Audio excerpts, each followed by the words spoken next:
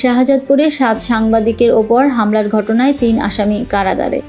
সিরাজগঞ্জের শাহজাদপুরে 7 জন সাংবাদিকের ওপরে হামলার ঘটনায় 3 জন আসামিকে গ্রেপ্তার করেছে থানা পুলিশ।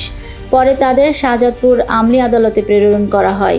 সিনিয়র জুডিশিয়াল ম্যাজিস্ট্রেট আদালতের বিচারক গোলাম রাব্বানী আসামিদের জেল হাজতে প্রেরণের নির্দেশ দেন।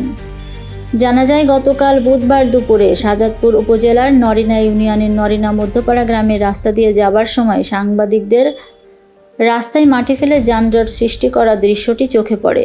পরে রাস্তা থেকে মাটি সরিয়ে রাস্তা পরিষ্কার করতে বলেন সাংবাদিকরা। এ সময় বেশ কয়েকজন যুবক সাংবাদিকদের সাথে দুর্ব্যবহার করে ও লাঠিসোঁটা দিয়ে তাদেরকে হামলা চালায়। এই ঘটনায় শাহজাদপুর সাংবাদিক ফোরামের সভাপতি রাজীব আহমেদ রাসেল সহ 7 জন সাংবাদিক আহত হয়। একই দিনে দিবাগত রাতে শাহজাদপুর সাংবাদিক ফোরামের সভাপতি রাজীব আহমেদ রাসেল বাদী হয়ে 6 জনের নাম উল্লেখ ও অজ্ঞাত 5 থেকে 6 জনের নামে শাহজাদপুর থানায় মামলা দায়ের করেন।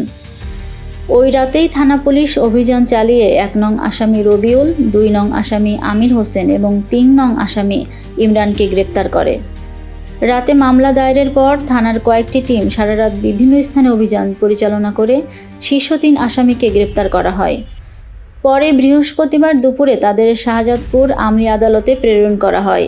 তিনি আরও জানান, বাকি আসামিদের গ্রেপ্তারের চেষ্টা অব্যাহত রয়েছে।